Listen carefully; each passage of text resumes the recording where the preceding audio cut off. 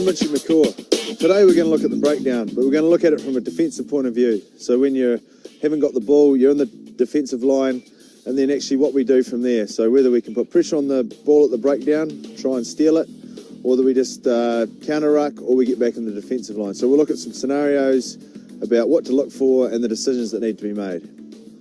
So the first job is obviously to be in the defensive line, is you've got to be a tackler. So you've got to be able to do your job there. When the ball carrier from the opposition come at you, there's usually the first decision, if you're not actually the main tackler, is whether you need to go in and assist. Now there's reasons for having to do that. So the guy beside you is making the tackle and he may not be winning the contact, so you can go and help control that. It might be to stop an offload, so the tackler's gone low, so you come in and stop the ball being offloaded. That's the first decision, so whether you need to assist. The second one is, when the tackle happens, is whether you can actually get in and put pressure on the ball. So when I say pressure, it means either be able to turn it over, so you go in and pinch it, or you get in there, you take the space, you ensure that they've got to commit numbers to win the ball. So the outcome you're looking for there is a sloppy, slow ball for them. The third decision that you have is that there's just no opportunity at all, and you're actually better to not waste yourself and get back into the defensive line for the next breakdown. So what we're going to do, lads, we'll set up the different scenarios. The main one we'll look at is that you're not assisting, but the tackle's been made as to whether there's an opportunity to get in and steal the ball. And usually the times that the opportunity is most open is when you have a really good defensive line, so you knock them over behind the advantage line. So their support players are going to come back in and around. So that usually leaves a window of opportunity to get in and have a ping at the ball. Conversely, quite often when they make a break, they can leave their support behind, and the opportunity can be there is to get in and steal the ball before their support get in. But what we need to see is when the opportunity is there, and then actually the technique once we get there. So what we'll do, we'll set up a couple of back lines with a ball carrier. I'll get in the defensive line, and we'll just have a look at the different scenarios. So in this scenario, we'll look at the decision of when the right time is to make an assist tackle. So we've got a defensive line set up here against an attacking line, and usually it occurs when the tackle happens just either side here. So we'll make sure that it happens just outside me, and we'll look at when I'd go in to assist the tackle and why I would. So it's often to control the contact, or when there's a bit of a wrestle on, our players struggling to make the tackle properly, you can go in and help. So we'll just walk through a scenario and we'll just stop it when we get to that point. Okay, so we're coming up. I'm defending the second fella here, in here. There's a bit of a wrestle going on. Stop there. Now, this is the point where the decision's made. Now, a bit of a wrestle, they've got a bit of go forward. What's my impact? My impact is if I hit in here around the ball, I'll show you in a sec, I'm going to tie that ball up in the air for starters, so there can't be an offload, and hopefully 2 feet against two lots of legs against one is going to mean we get some momentum. So from there, I'd come in and hit there, and hopefully we're going to drive him back at some point, and he'll end up on the ground. His support players have got to come back in and around, and that's going to mean we have a good defensive line set up for the next phase with some good line speed. You ready? And off we go. So coming up, I'm tackling this fella here. It's in a bit of a wrestle, and then I can control the contact like that. So that's the first decision that I think is important, is will I be effective if I go in and help tackle? So we just looked at when you'd make an assist tackle. This next scenario, starting from the same spot, is where the man outside me here will make a good legs tackle, so you don't need to assist.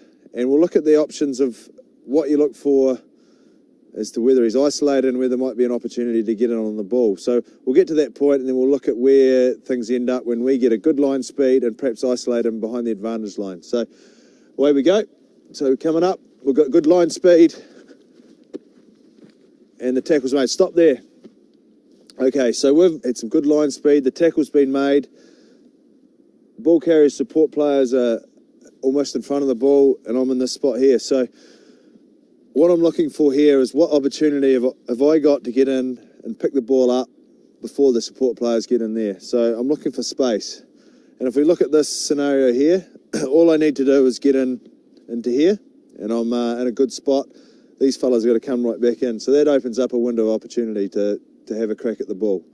So that's the first one. We get a good line speed, a good tackle. The ball carrier is slightly isolated. There's a window of opportunity. So we've looked at where the defensive get a good line speed and knock the ball carrier over well behind the advantage line.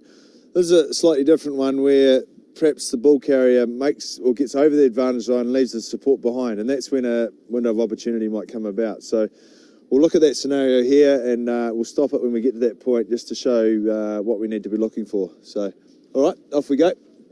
So I'm defending here, holding because he's running. Now if we stop here, I'm in a reasonable position because I was defending there, but I'm closer to the breakdown. The closest support player is actually quite a wee way away. So straight away from there, I've only got to come in here and I'm in position to be at the breakdown. You've got to come all the way from where you are at the moment. So that gives an opportunity to get in and have a crack at the ball. So that, as a player in the defensive line, they're the opportunities I'm looking for. Gaps between their support player and their ball carrier that'll give me a chance to get in on the ball. And when you can start picking them up really quickly, you'll know that you're on to have a crack. And I think that's important. Okay, so we've identified a couple of situations where we can see the ball carriers isolated. And if we look at this one we've got set up here, we've got support players that are a bit further away than I am at the moment. So that opens up the chance to have a crack at the ball. The one thing I will say is that if you're going to have a crack at the ball, you've got to be 100% committed to it. You can't be sort of half and half. You decide you're going to have a go at it, there's a chance, you've got to be 100% committed because obviously you've got to expect contact. And I think from experience, when you're worried about contact or you're not expecting it, that's when you're not as effective. So expect contact, but you're committed totally to the ball. First thing I think is obviously facing down the field. Big thing is to get a really wide base so you can get nice and low, but you're really stable and support your own body weight. And if we talk about who or what the hardest threats to remove when we've got the ball, it's those guys that get nice and low, they're secure in there, and it's really hard to get under and remove. So that's the first thing. Really wide base, really nice and low. We're supporting our own body weight, chin in a nice neutral position, understanding we've probably got a threat coming from there, They're going to try and remove us. So we're in nice and low, we pick up the ball. When our threat, these support players, they're going to invariably arrive, so you've got to expect it. So as you come in, you're nice and tight, you're nice and low. I'm nice and strong. I've hopefully got the ball by that point. I can pick it up. Usually if you get the ball when you're getting hit back, you can take the ball with you as you get blown out of the way. But I think the key thing is wide base, really nice and low, head in a good position, totally committed to the ball, expect contact, and then you're going to be in a really strong position. So I think one of the things that you see often is an opportunity. If you go in at the ball and have a wee peek up as to what's coming, you obviously need to understand that they are coming, but if you look, you've lost the opportunity. So you've got to be fully committed to that. You've made your decision that it's on, you're in there having a crack at the ball. And obviously a ruck can't be formed, so there has to be a space, but you're in there and then you expect contact. And if you expect it, you're going to be hard to move. And that's what the key is. So hopefully you're going to lift the ball and turn it back onto your team. So wide base, committed, nice and low, supporting your own body weight, that's the key. So the third scenario, or the third decision that you're going to make is whether you're actually any good at the breakdown, whether you're going to have any effect at all. So I'll just show you what are the sort of things you look for where you think might be better for me to just get straight back in the defensive line and be ready for the next attack. So if we go through that, so we'll attack on my word and we'll make a tackle and we'll show that. Right, let's go. So the tackle's been made. Have we stopped there? Bang. Now, we've got two support players. They're pretty much, as soon as the tackle's been made, they're in there to support. So if I'm going to come in here, I'm actually wasting myself. I'm going in there and not going to be effective. I've got two really good cleaners in there. Probably a waste of time me going in there. I only take myself out. So the decision I make from here is there an opportunity to assist? No. Is there an opportunity to get onto the ball and affect that? No. So I'm pretty much better to come around here, defend up for the next attack. So simple three things. And if I look at my game, I think probably it's a third. You know, a third of the tackles I have to be an assister.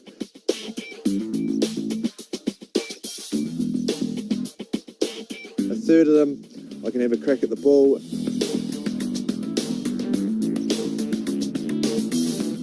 And probably the other third, I just leave alone. I judge it on effect. So if I can't have an effect on the tackle, I don't tackle. I look for the ball on the ground. If I can't have an effect at slowing the ball down or winning it, then I leave it alone. And it's as simple as that. And if you make those decisions really well each time, you're going to be in the game as much as possible. So get into it, enjoy it out there, and good luck with it all. Thank you.